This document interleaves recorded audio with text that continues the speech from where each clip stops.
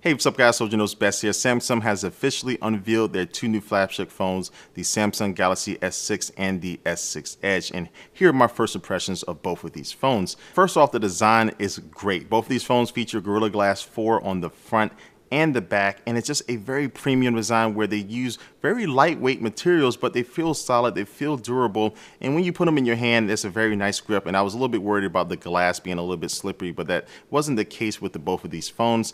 And color options, you have white pearl, black sapphire, gold platinum, blue topaz, and with the S6 Edge, you have a green emerald option, which is one of the ones that really stand out when you hear green on the cell phone. It doesn't really sound like it will work, but this definitely does work on the S6 Edge. Now, the expense of making these phones look and feel better, you don't have the option to remove your battery anymore, and also you don't have the option to expand your storage with a micro SD card. Now, both of these phones have 5.1-inch Quad HD Super AMOLED displays that have a resolution of 2560 by 1440 and a rocking 577 ppi. But the one difference with the S6 Edge is that it's a curved display on both sides, and it looks absolutely amazing because you don't have this sharp cutoff when you're watching a video. The video can fold over, and basically it just allows you to be a little bit more immersed into what you're watching on the display.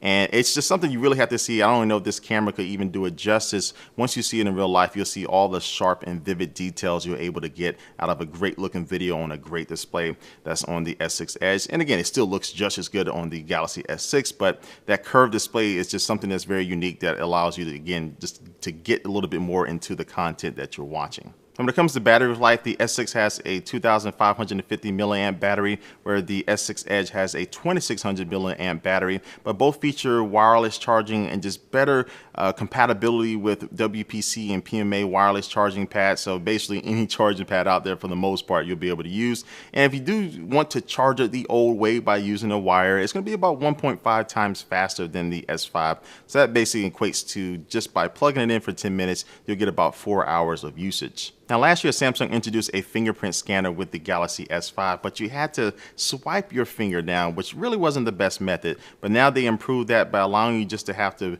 touch your finger on the home button, very similar to what Touch ID is on the iPhone, but you simply just touch your finger down and it will quickly unlock your phone. Now, camera-wise, both of these phones feature 5-megapixel front-facing cameras that have a wider field of view, so you can get a lot more people in for your selfies. And the rear-facing camera is a 16-megapixel shooter with OIS, optical image stabilization. It also has quick launch now, so no matter what you're doing in the software, you can double tap the home button and it will launch the camera pretty quickly, so you can go ahead and take a picture of that moment right when you need it. And now it does have infrared detect white balance, improved low light video, and also tracking autofocus. So that means if you want to keep one subject in your video in focus, you simply tap on them now and you'll be able to keep them in focus as they move around and you pan your camera around. This is a feature that you see in digital cameras, but it's coming to these two new Galaxy phones. Now, moving on to software, both of these phones are running Android 5.0 Lollipop, and of course they do have TouchWiz on top of that. And one of my biggest complaints about TouchWiz in the past is that it was just way too much. It just felt a little too bloated,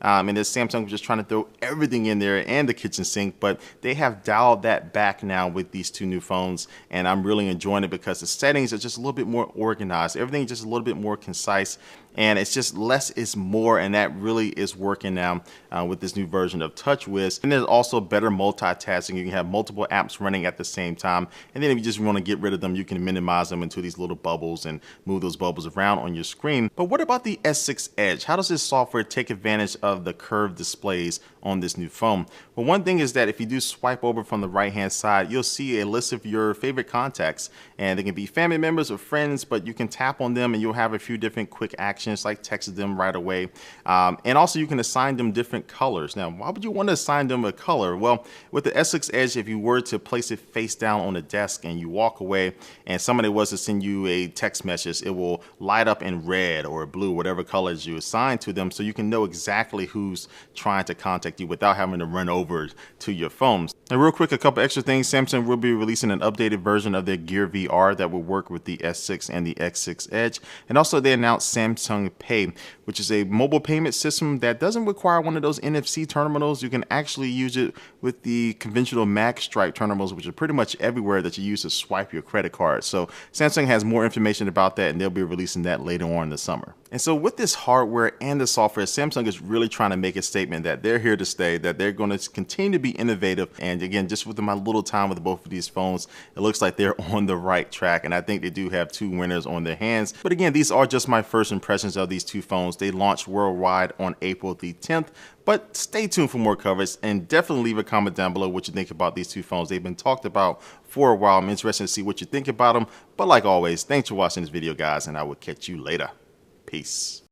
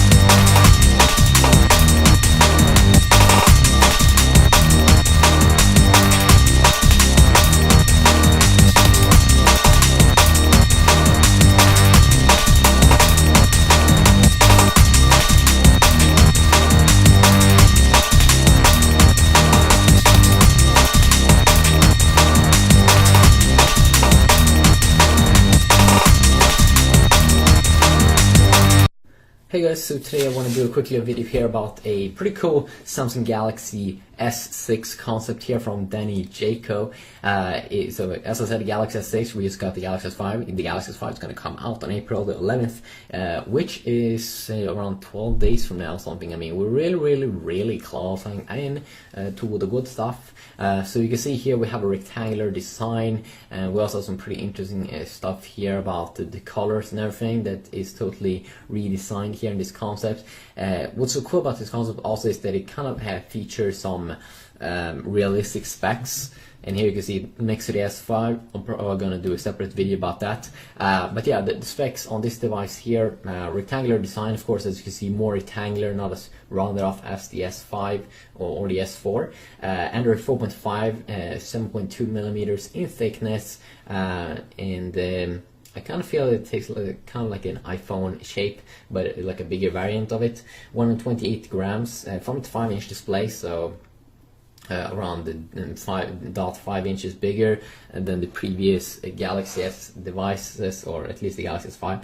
And it seems like they're moving up here in this concept to a 2K display with a resolution of 2560 x 1440. So the PPI would be pretty high on this little device. And also some other interesting stuff here: 64-bit processor, octa-core. That is of course something that Samsung has probably like gone out and said that they want to do that stuff. We have the same kind of Adreno 330 GPU here, which I'm really not sure if we would see once again.